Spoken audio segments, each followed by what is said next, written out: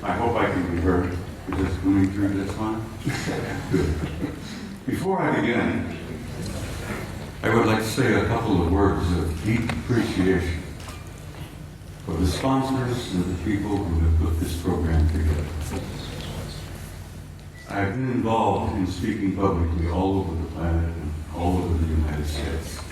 I've been at conferences here, I've been at conferences there, and I know how terribly difficult it can be to put a program like this together. And I have to say, I have tremendous respect and admiration for the people who've done this. Most of all, I respect their courage for dealing with a subject like this, where most of the elite leadership and the power groups of the world want this subject to go away. And these courageous young men who have put this together are brave, and they deserve my respect and your admiration. And I want to say I thank you because I know what you've been through.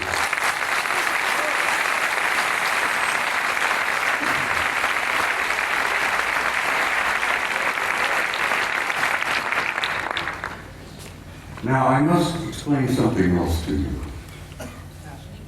I never read from a script. I don't have a prepared script to follow. I get up on a stage and I talk to people like yourselves and I kind of wing it. I have so much material and I have such a problem of keeping it under the allotted time that I've been given. I have come today prepared to speak to you for 3 hours. I'm only allowed 1 hour and 15 minutes. So something's going to have to give. But bear with me, I'll do the damnedest job I can. And it's important that you see the photographs of the NASA pictures that I have brought with me. Now, my journey began 45 years ago. I began a journey that if I had known then what I know now, if I had known the pain, the anguish, the heartbreak that I was going to experience over these 45 years, I might not have started that journey at all. But here I am in Barcelona in 2009 with some of the most delightful people I have ever met. And looking back, I find that the journey was worth the effort. It was worth the pain, it was worth the heartbreak. And I'm delighted to be here. And I'm delighted to see all of you out there. And this is such an encouragement to me that people are beginning to demand the truth. They know they've been lied to from the very beginning. And they want to know. And I'm going to here this afternoon hopefully contribute one small measure to helping you understand and helping you know. Most of my adult life, or most of my first part of my adult life, I was a professional soldier. I was in the Army. I joined the Army in 1950 to avoid the draft. Ended up going to Officers Candidate School, and so help me God, while I was going to OCS at Fort Riley, Kansas, the North Koreans invaded South Korea, and the next thing I know, I'm on the front lines of Korea being shot at by a bunch of pissed-off Chinese and North Koreans who tried to kill me. And I had nothing against them. I didn't want to kill them. Here I am. 1951, leading combat troops in Korea in one of the bloodiest wars we ever had. And the rest, I guess you could say, is history. I led combat troops in Korea in 1951. I spent 27 years on active duty, and I also was involved in the war in Southeast Asia in 1970, where I was part of an organization that gathered intelligence in the jungles of Southeast Asia, South Vietnam, Laos, Cambodia. And let me tell you, some of those years were rather harrowing. The most harrowing experience I was to have was when I was assigned to Paris, France in 1963 to what we considered in those days a plush assignment, a plum assignment.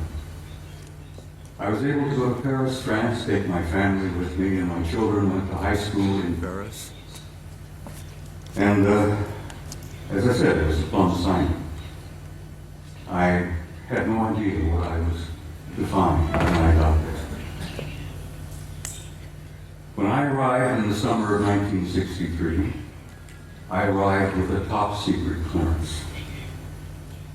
When I arrived at Supreme Headquarters Allied Powers in Europe, which was located at that time at a small town known as Roquencourt, right outside of Paris, my security clearance was upgraded to cosmic top secret, which was then and still is today the highest level of security classification that NATO has. I had to have a cosmic top secret clearance to work in SHOC, Supreme Headquarters Operations Center, the war room.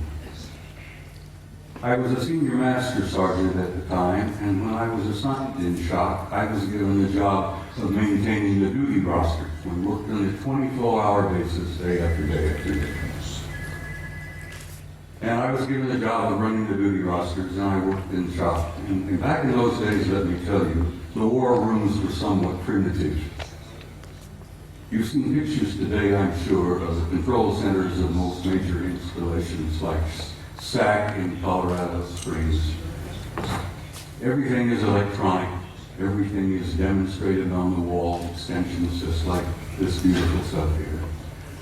Back in those days, we had teletype, we had field telephones, and if we wanted something on the display, we had to go up and take a pin and put it on the wall and show the controllers where this division was, where that Soviet regiment was, and so on and so on. Very primitive. When I arrived in the summer of 1963, I heard rumors about a study that was underway. Now, it interested me because the study was about UFOs. And I was intrigued by that possibility. I was curious about UFOs, had no idea then what they were, what they represented. But we used to discuss this in SHOC, in the war room. The study was underway. What was it about? What happened? Well, it appears that on the morning of the 2nd of February, 1961, World War III almost began. And it was involved in the flyover of large numbers of circular metallic craft, flying in formations, very obviously under intelligent control.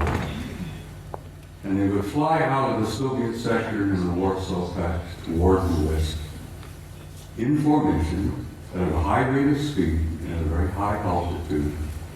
And they would turn north over the English Channel, over the southern coast of England, and then they would disappear off of NATO radar over the Norwegian Sea. On that morning of 2nd February 1961, World War III almost began. The Soviets went on red alert. The NATO forces went on red alert. Everybody was, fingers on their triggers, thumbs poised above those red buttons. And World War III was just moments away. Within 20 minutes, it was all over. The objects flew, turned north, disappeared off radar. It was all over. After this event occurred, a British Air Marshal by the name of Sir Thomas Pike, who was a Deputy Supreme Allied Commander in Europe at that time. He was the deputy to my boss, General Lyman Lendisser, an American four-star general who was known as SACEUR, Supreme Allied Commander in Europe. Air Marshal Pike says, "I've had enough of this. These objects have been showing up regularly from time to time. And as I said, they almost triggered a war." Air Marshal Pike said, "We're going to have to come to terms and find out what the hell's going on here. I want to know." So he began a study. He initiated a study in SHAPE headquarters that was to last 3 years. They published it and they issued it in the summer of 1964 while I was there working in the war room. They titled it An Assessment, an evaluation of a possible military threat to Allied forces in Europe. It's all it had from a title, just couldn't learn very much about that. An assessment, an evaluation of a possible military threat to Allied forces in Europe. I was working in the war room one early morning around 2 or 3 o'clock, and as I jokingly used to refer to it, the coffee was too black to drink. We read all the newspapers, magazines. Many of you have heard military life is about 99% boredom, broken up with 1% of sheer terror. And that's the way it used to be, and that's the way it probably is used today.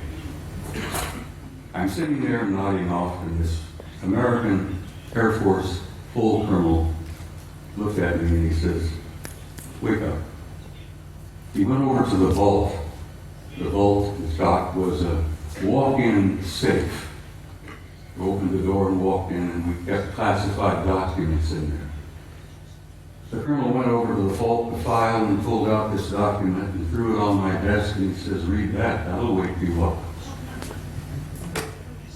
Ladies and gentlemen, my life changed. I opened the first page and I couldn't put it down. I read and read and read, and I read it every time I was on duty in the war room. I was shocked, I was stunned by the implications of what I read in that study. And as I said, my life has never been ever quite the same. The study, briefly, and I have to briefly lay this out. I could talk for 2 hours about this, but the study simply concluded this.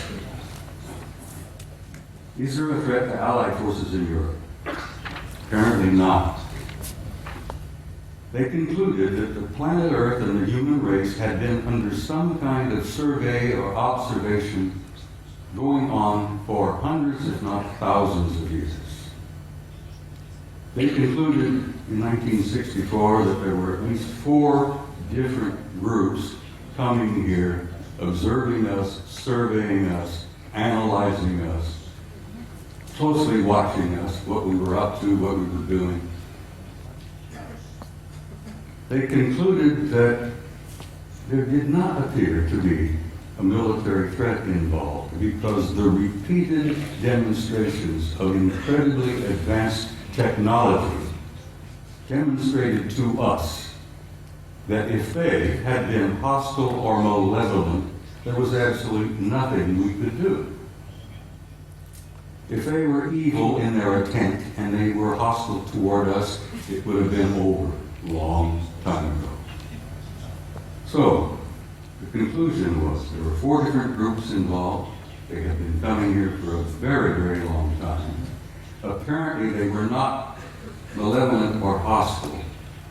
The question was, what the hell are they doing here? Why are they here? And why are they interested in us?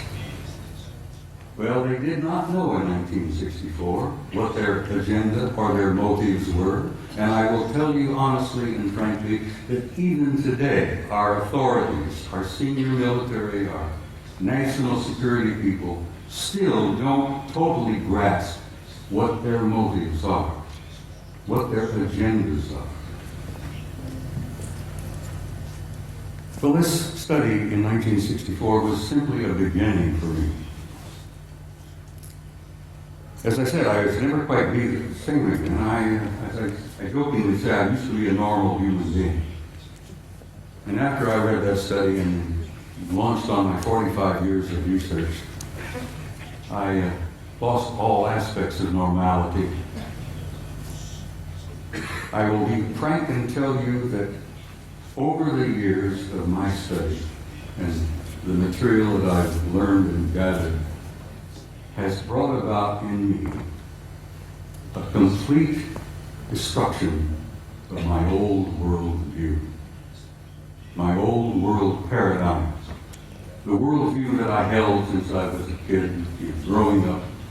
Everything made sense, I knew why we were here, where we were going, what was taking place.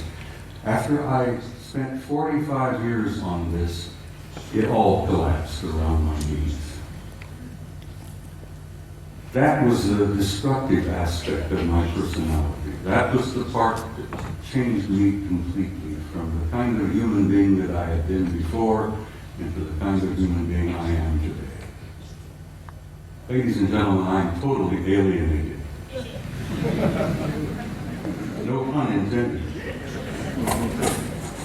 I've said in a couple of interviews and briefings and such, I have had for many, many years a love-hate relationship with the human race.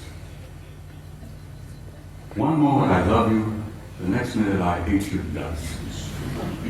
One minute I adore you for your potential and the beauty of your music and your literature and your art, and the next minute I'm saying, to hell with all of you, blow them up, let them blow themselves up, clean the planet off, get rid of them. It's part of the struggle of having lost your old worldview when your old paradigm collapses around your knees. So the man standing in front of you here today is literally a human wreck as compared to what I used to be. But I feel pretty good about it. I lost all my old illusions. I opened my eyes and I saw the future. And I'm very happy about what I've seen. I've learned over the years from infinitely variety of sources here, there, and everywhere. I didn't retire from the Army until 1976, and I kept my top secret clearance up until that moment. After I retired, I went to work for the Federal Emergency Management Agency and worked another 14 years for the U.S. government, where I had a top secret clearance. So I have a total of 41 years of federal service, you might say. But I learned things over the years that literally still today stun me and shock me. I've learned that the human race is a hybrid race. I've learned that we are not merely alone. We have never been alone. We have had an intimate interrelationship with advanced extraterrestrial intelligence from the beginning of our history. And let me tell you that that intimate interrelationship is still going on. This one race in particular apparently re-engineered us as a species about 200,000 years ago. What we are here today is what we call Homo sapiens sapiens. You're an engineered creature. Your genetics has been manipulated. You're not the same that you were, and you are not the same of what your children and grandchildren and great-grandchildren will be in the next 100 years. The human race is going through a transition. And it's more than a transition. It's what I've learned to be a transcendent transformation into a new race, into a new future. And your descendants will be as different from what you are here today as what you are from old Australopithecus 500,000 years ago. It's not something to be afraid of, something to look forward to. You're growing, you're developing, you're becoming a new race, you're becoming a new species. Your grandchildren, your great-grandchildren, your descendants on in the next century or two have destiny in the stars. Don't you doubt that for a minute. This species, this race, this troublesome bunch of monkeys has a destiny in the stars. And we are a part of this infinite universe filled with intelligent life. And we have been from the beginning, but we're only now beginning to wake up and see it. Only now are we beginning to open our eyes and listen with our ears and look out there and say, all right, where have I been? What am I now? Where am I going? As I said, your destiny is in the stars. Your generations to come, your descendants, your grandchildren, great-grandchildren, will go out there and they will claim their rightful place in a universe filled with intelligent life. Your place out there belongs to you. You have a right to that, and you will claim it. There is so much to talk about. I've got some slides I have to share. Would you gentlemen please put the first picture up on the screen? I'm being assisted by some very wonderful people back behind the scene here. I like to start with a shot like this. Pictures of this nature is sort of inspiring. It gives you a glimpse of the community that you are a part of. A little glimpse of the stars out there, the nebulae. That's where you're from, and that's where you're going home again, too. It's where you belong. Next picture, please. I love these. They're so beautiful. I have some of these on my wall at home. But they inspire me. I look at them and I have a sense of recognition that I've been there before. And I know that I'm going back. But something happened in my country over the last few years that I'm very, very troubled by. Just last week, the United States celebrated the 40th anniversary of putting a man on the moon. And we went through this whole whoop-de-doo of patting ourselves on the back and thinking, gee, wasn't that neat? Armstrong, Aldrin, Collins up there in orbit. On the moon, aren't we great people? Aren't we magnificent? Look what we did. Well, let me tell you a couple of things that they did that you may not have ever heard about before. They took the few pictures they had it all televised, everybody, Walter Cronkite and all of them were looking out. Golly gee, isn't this great? Isn't this neat? We got a couple of guys on the moon. Ladies and gentlemen, my government, NASA, NASA, which many of us in the United States say stands for never a straight answer, proceeded to erase 40 rolls of film of the Apollo program. The flight to the moon, the flight around the moon, the landings on the moon, the walking guys here and there. They erased, for Christ's sake, 40 rolls of film of those events. Now we're talking about several thousand individual frames that were taken that the so-called authorities determined you did not have a right to see. Oh, they were disruptive, socially unacceptable, politically unacceptable. I become furious. I'm a retired command sergeant major. I was never famous for having a lot of patience. The idea when I found out that they had erased 40 rolls of film involving several thousand individual shots about what really happened up there, I became so furious that I could have punched the director of NASA in the nose. I try to be, I'm not a dangerous man.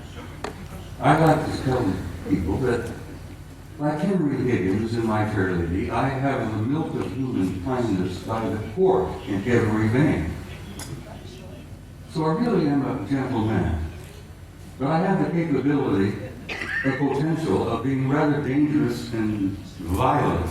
And these lies and these cover-ups that I've learned about firsthand over the years literally infuriate me. And I hope it infuriates you, because these authorities, these nitwits in high positions of power, who are proceeding to spend all the money that the American people make for their own use, for their own private programs, and then lie through their teeth about what the truth really is. Well, thanks to the idea that there were a few employees in NASA 40 years ago, even today, there are some good people working there, decent people, honest people. I have some film that they preserved that was not destroyed. Gentlemen, put up the next picture for me.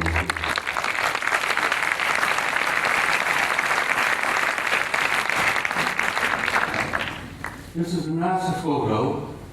This is Apollo 12. Apollo Systems 12, roll number 50, negative number 7348. They were flying over the moon before they landed. They went into orbit around the moon. As many of you, I'm sure, if you know the system, you know the procedure.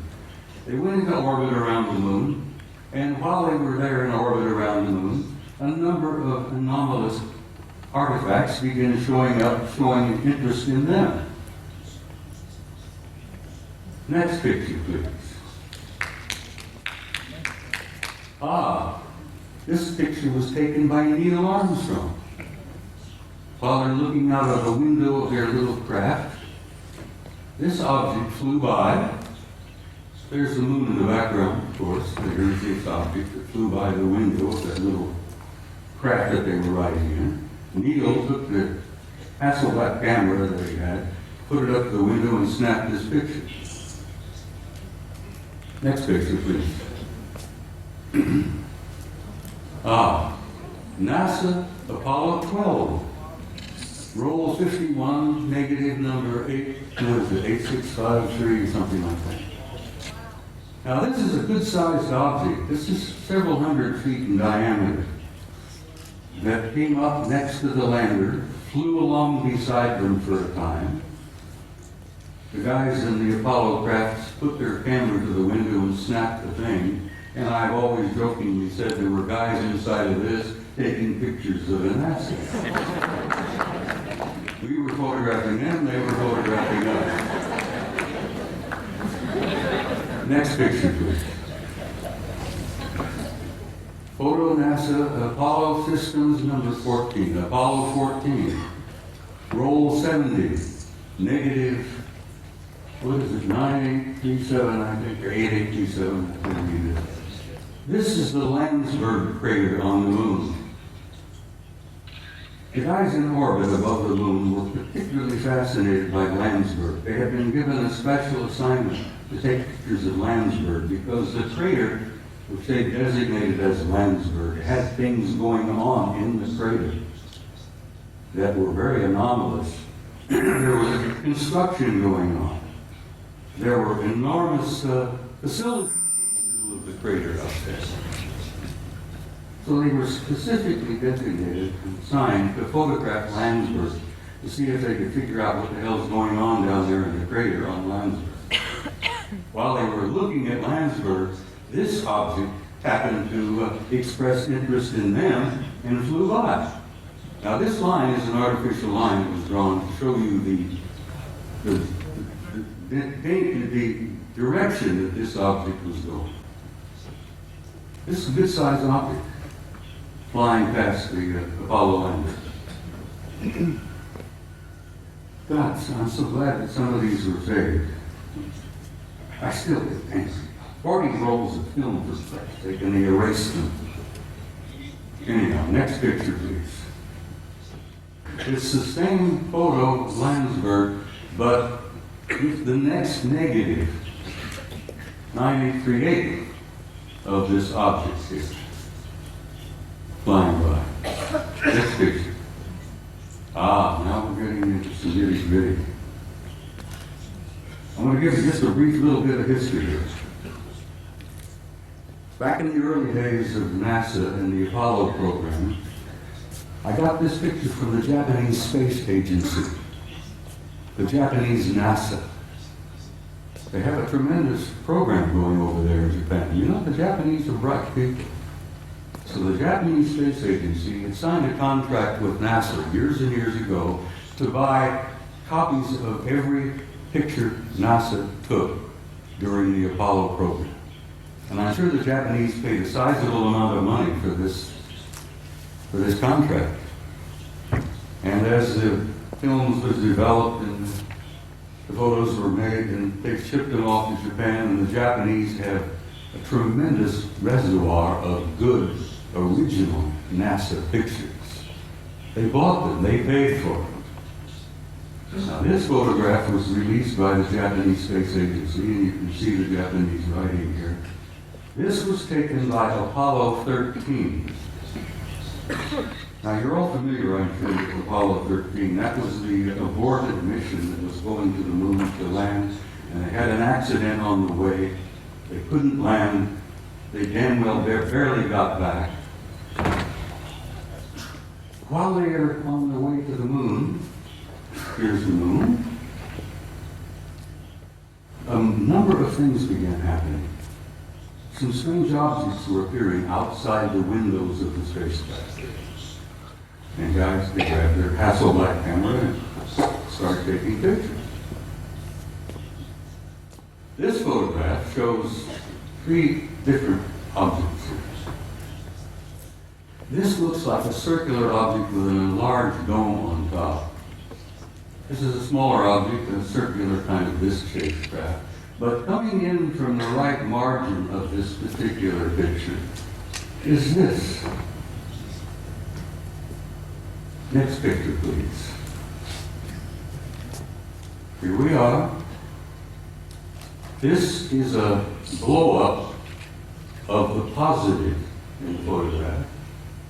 And here is a blow-up of the negative of this object here. Ladies and gentlemen, this particular object is 5 miles long. And I'm tempted to use the term big mother. No pun intended, but it appears to be a mothership. It's gigantic. It's 5 miles long. And here these NASA guys are up there in this little cramped Apollo capsule, and they look out their window and they see something that's 5 miles long. It shakes them up a little bit. When they got back to NASA with these pictures, it shook them up a hell of a lot. Next picture, please. This is the next sequence. Here, this large mother has moved into the middle of the frame, and something else has shown up over here, which has been estimated to be 2 miles long. But this really upset the guys. I've never been able to find out which one of the 3 Apollo members of the Apollo 13 crew would admit to ever having taken these pictures. Because as you know, the Apollo astronauts were threatened with their lives. I kid you not, they were threatened seriously. They even threatened their families if they ever divulged any of the information that they knew. Next photo, please. Now, here we are. Here's the big mother. Here's the other one, 2 miles long. Here's A picture of the positive, this is the negative. This mother is 5 miles long. Up here you see what appears to be two circular objects either arriving or departing from that particular big ship. I can almost understand why the authorities in NASA, why the authorities in the space program didn't want this information to come out. They were frightened. They were stunned. They couldn't deal with it themselves, and they figured it. If they couldn't handle it, you couldn't handle it. There would be social disruption, I believe is one of the terms they used. They would disturb the body politic, I believe the term they used.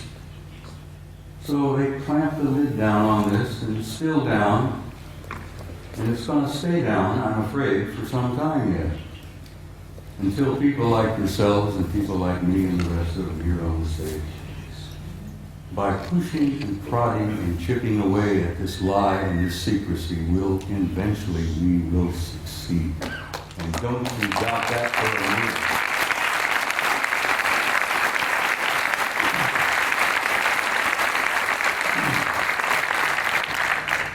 Now you're in for another photograph that I think will shock you some.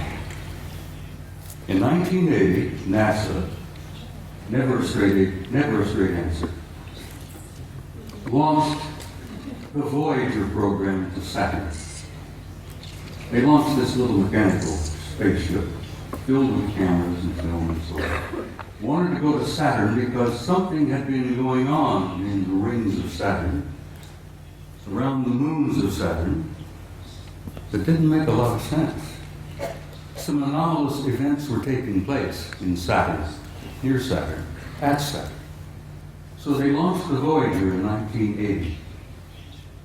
The pictures they got back from Voyager was so stunning and so shocking that they just locked them up in the safe. Fortunately, I met and developed a friendship with a retired NASA scientist by the name of Norman Bergman. Norman Bergman worked for NASA for about 30 years. He was a technician, a scientist on the Voyager program to Saturn in 1980. Norman decided, after waiting a number of years, for NASA and the authorities to be candid and honest and forthright and tell us what they really found up at Saturn. And Norman got so frustrated he wrote a book. Now, he couldn't get it published in the United States. No American publishing house would even touch it. Norman Berggren had to go to Scotland, for God's sake, to Aberdeen to get his book published. And he did publish it. He did succeed. He got his book. It's a piece of genius. It's a beautiful piece of work.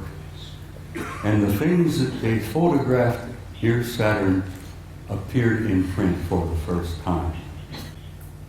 This is the A-ring of Saturn. And you're all familiar with what Saturn looks like. It's a beautiful planet. It's giant. It's a big one. But it's got rings all around it. Well, this is the A-ring, and here is an object that is self-luminous, obviously artificial, larger than our moon, that seems to be moving all around throughout the rings of Saturn among the moons of Saturn. And Saturn's got a couple of dozen moons. This object here, as I said, larger than our moon, moving all around, apparently under intelligent control in the rings of Saturn. Now, try for a moment, if you can, to imagine a kind of a technology that is capable of constructing something larger than our moon, that's artificial, that moves around wherever it wishes to go, that's probably got several thousand guys inside. That is shocking to some people. Next picture, please. This is the piece de resistance, I guess, as the French say.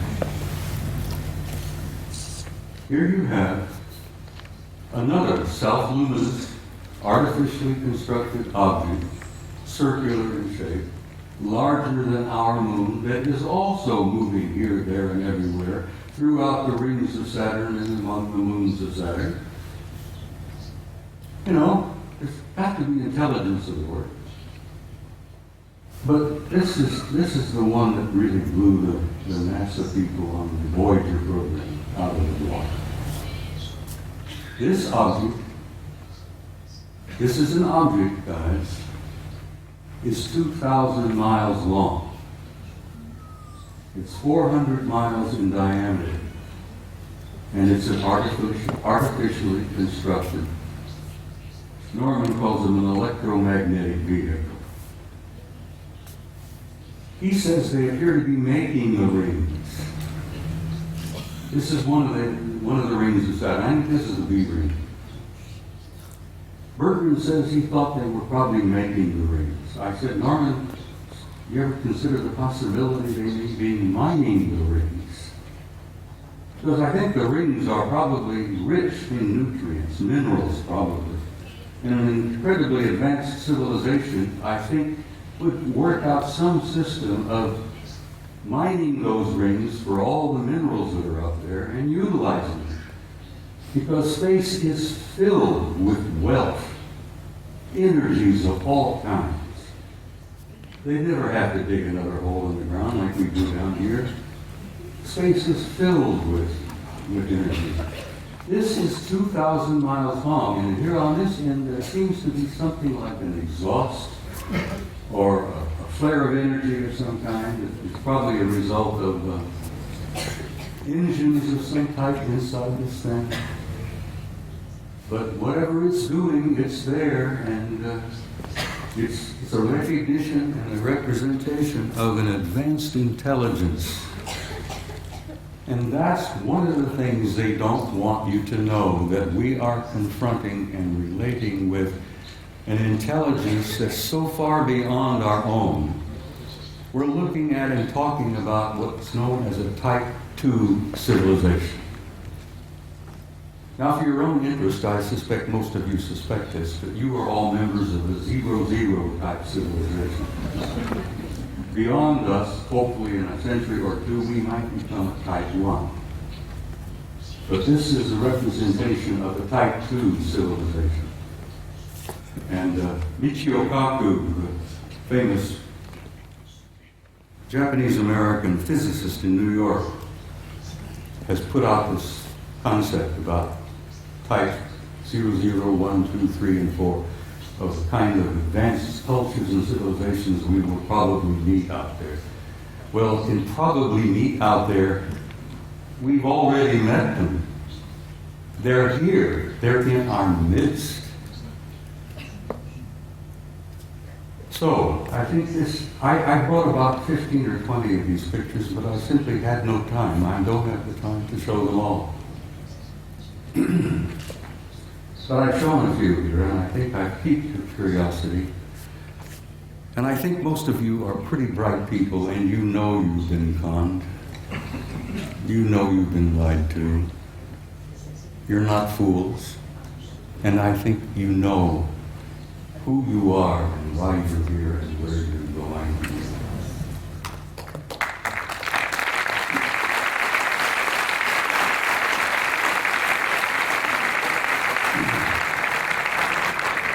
Next photograph, please. This is a photograph taken by our Mariner space vehicle that we launched back a number of years ago. This is a picture of a facility on the surface of Mars. Now, this facility is located on the equator, and it's on the surface. And those of us who studied it, we discuss it with each other, call it the airport. And I said, this is the parking lot. This is the administration building here. This is the main terminal here. And I imagine it's a pretty busy facility, you know, ships coming and going. But it's not an airport, it's very likely a spaceport. It's on the surface and it's on the equator of Mars. And if you're ever interested in launching a vehicle from a planet you put it on the equator and you take advantage of the rotation of the planet to assist in the launching of your vehicle. You can take the momentum of the movement of the planet and it helps you get the thing off the ground. So it's exactly on the equator, it's on the surface, and it's massive in size. So maybe that is the parking lot, I don't know. Maybe that's the admin building, but there's something going on Mars. And I've been going back and forth with Richard Hoagland now for years, where Richard, who I know most of you are aware of, is convinced that Mars is covered with ruins. Well, it is. But it's not just ruins. There are things going on that planet. On the surface, under the surface, continuously. Next picture, please. This was published in a German magazine, but this is a Soviet photo. This is from their Phobos 2 spacecraft. This is a city under the surface of Mars that is the size of Chicago. Chicago is one of our biggest cities. Several million people live in Chicago. This is under the surface. You can see the city block. You can see the breakdown here, portions of the neighborhoods, whatever it is. But it's generating an enormous amount of heat. And they picked this up on the infrared when Phobos is going around the planet and snapping pictures like crazy. And the Soviets were pretty open about releasing some of their photos, contrary to the United States, where lying has become a fine art. Don't get me started on my politicians. Phobos 2, city on Mars, under the surface.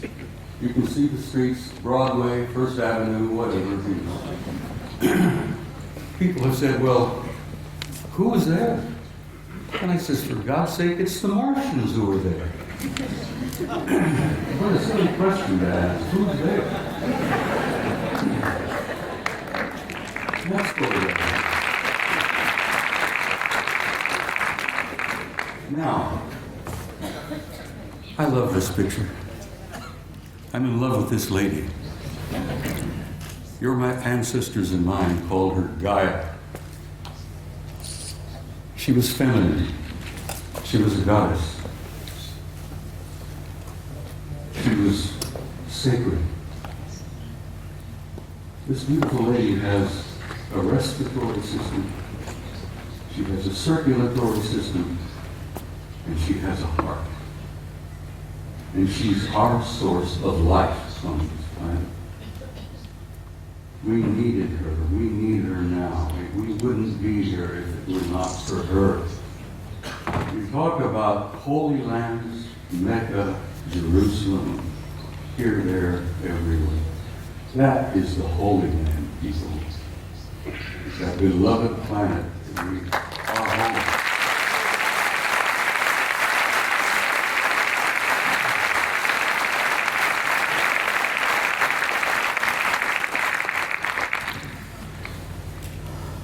Next picture, please.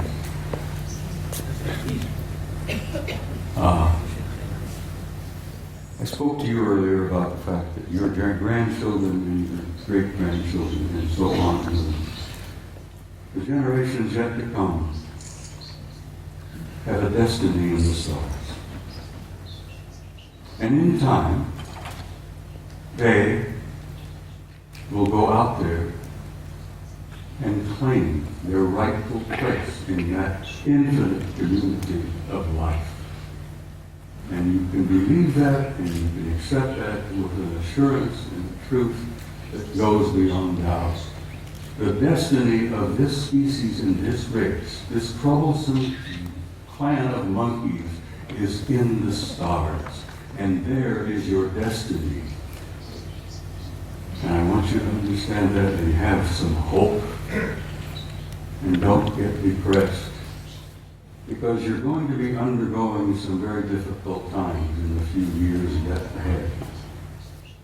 We're going through this transition, this transformation, this transcendent transformation into another species, into another race. And if you remember your own adolescence, it was a painful time. The species, the race, is going through adolescence. But we're not alone. We're being helped. We have family out there that's helping us. And they've been helping us for a long time. They've been trying to encourage us and nourish us and try to point the right direction for us to go. Because we are troublesome adolescent children. And we are going through that transformation. But my point is that there is no doubt about the inevitable destiny and truth of the human race. Now, I want to quote something from you, if you'll bear with me here. One of my favorite authors, poets, was a man I've admired for years, Count Leo Tolstoy. Tolstoy said that there is something in the human spirit that will survive and will prevail. That will survive and prevail, and that there is a tiny and brilliant light burning brightly in the heart of man that will not go out no matter how dark the world becomes. And then in the years ahead, when things are difficult, the economic problems take place, there will still be disruptions, fear. Oh, sadly enough, I'm afraid there will still be blood in the streets, here, there, and everywhere. This coming out of adolescence is not an easy process. But then, what do you do when you reach beyond adolescence? You reach adulthood. You grow up. And we're growing up.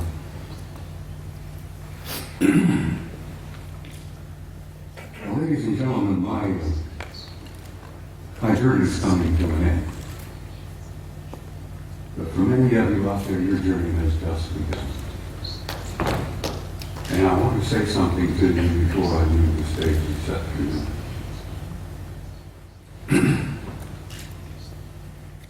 No matter how dark the world becomes, you have to keep sure, as Tolstoy said, there is a spark, there is a flame burning in your heart that will never go out, no matter how dark the world becomes. And as my journey is coming to a close, and some of you, your journey is just beginning, I wanted to say to you, in a term that I think is absolutely appropriate, you Spaniards have got some beautiful terms and words. Vaya con Dios.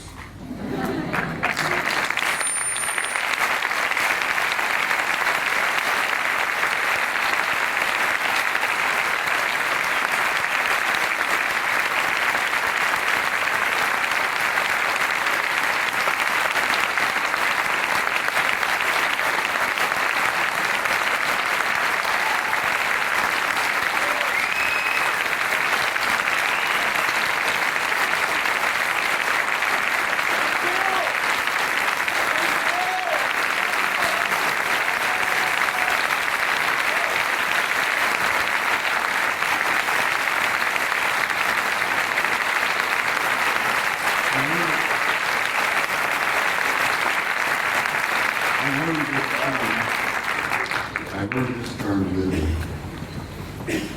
I've never been to Spain before. Italy is one of my places one of my favorite places. I love the Italians. Now I'm learning to love the Spaniards.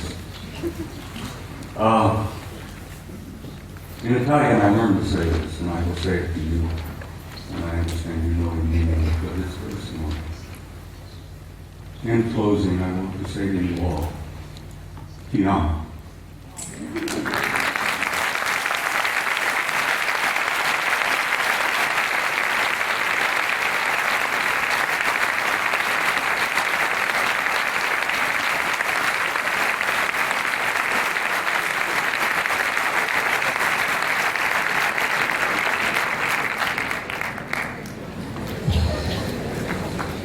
Bien, ha llegado el momento del descanso. Sí quería comentarles que justo I'm Carrie Cassidy from Project Camelot. This is Henry Deacon. You need a microphone if you want to. Henry has something he wants to say to Bob. Bob? This is Henry Deacon. And we just want to say something here. This is Henry Deacon from Project Camelot, for those of you who are familiar with our website. And he's here today, and he's here at the conference. He has something he'd like to say to Bob. About Mars. About Mars. I don't have any words, but Bob has expressed everything that I would have said. I can confirm it because I've been working in top secret for 30 years, and above top secret. We've shared a common background, but I just met him recently here. And I can only say that, yes, there's life on Mars, there are bases on Mars. I've been there. And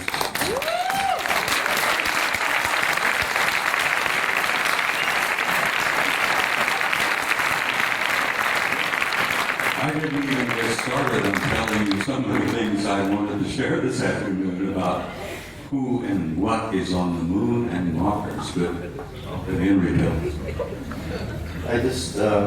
it's a long story, as he said. There's not enough time to put it all together. Except that it's a positive story. It's not one of fear. He showed a picture of the Mother Earth, and it's giving birth, and there's birth pangs, but there's a child that's being born.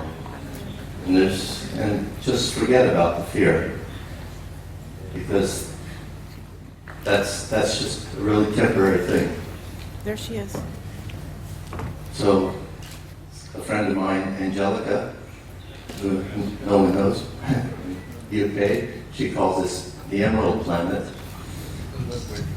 And it's alive, yes, it's very much alive. We're a part of that lit life form, and it spreads, the life spreads throughout this whole galaxy. And the rest of our family is watching and waiting and helping quietly behind the scenes. And I've been fortunate enough to be able to meet family that don't just live here on Terra for a long, long time, even before I was in government work. So thank you.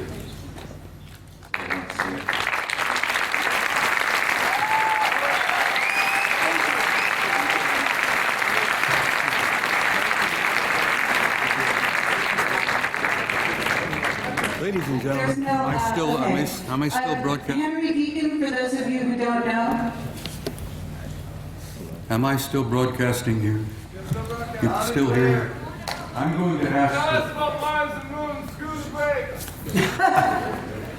I was going to share a small story with you before I ran out of time. I'm going to ask the gentleman to please bear with me and give me just a few moments.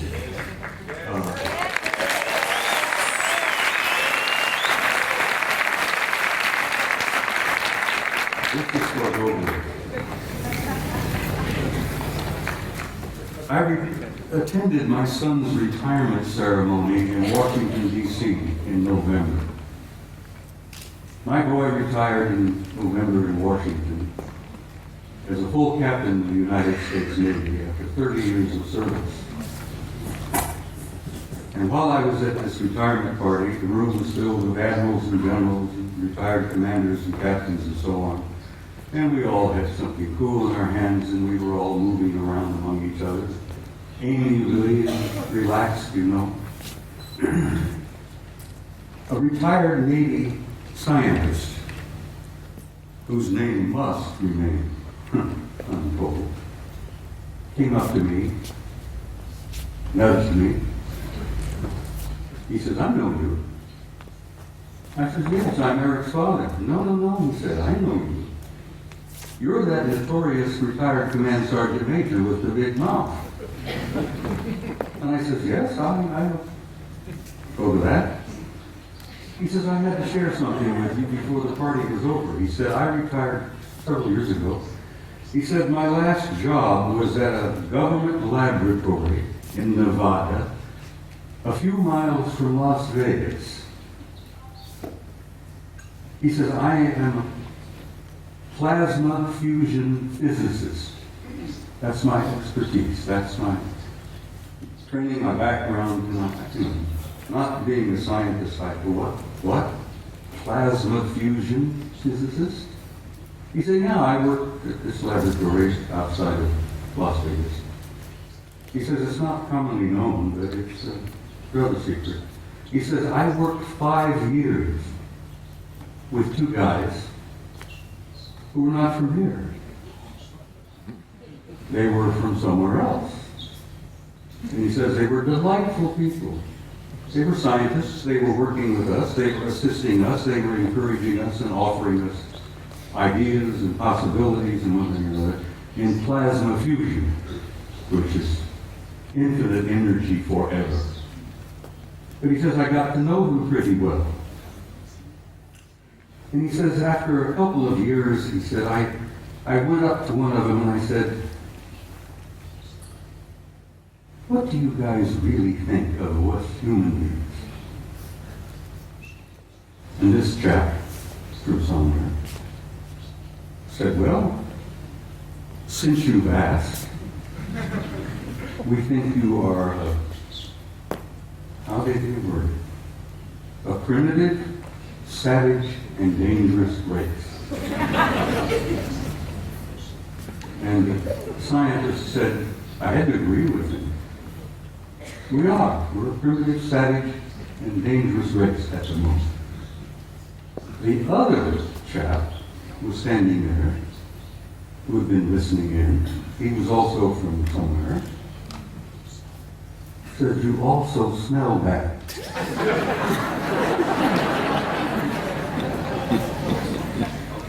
You humans stink. Nothing personal, mind you know. We find that you don't smell good. And the scientist said, my first thought was, I didn't spray out of my arms this morning, so maybe. And they tried to explain that we humans have a psychic odor about us that they pick up and they find it terribly offensive. But it hit me between the eyes because when I was a boy growing up, my grandmother used to say, if we could only see ourselves as others see us, it helps so much to develop our integrity and our character and all that. And this remark from my grandmother hit me, that we were getting this so-called from a horse's mouth, from one of our extended family out there, that you're primitive, savage, and you're dangerous, but you also stink. And I thought that was humorous, and I shared it with Gogo, and she said, please include that in your presentation. So Gogo, bless your heart, I did that for you, Good night, everybody.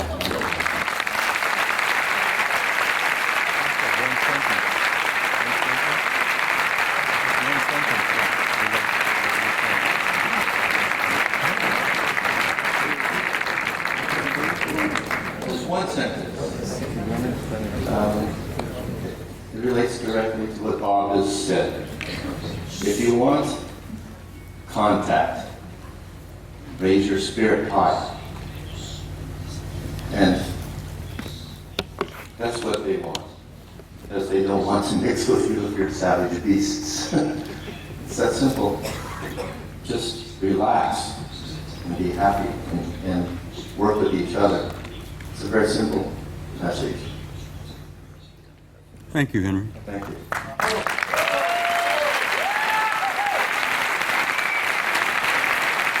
If you want to learn more about Henry Deacon, he is on our site. We have a lot of very long transcripts all about who he is, some of where he worked, and about Mars.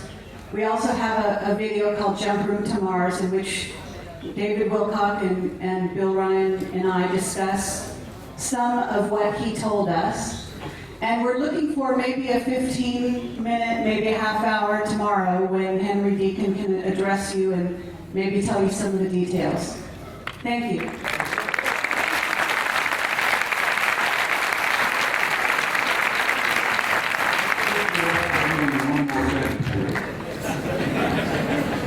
I must add this. I have traveled all over the planet and I've spoken at conferences all over the world and all over the United States. I have never been to a conference of this nature without there being at least one and generally two of the others in the audience. And I wanted you all to think about that and look around you and know that in your midst, I jokingly refer to it, you have good friends in high places and they're in your midst.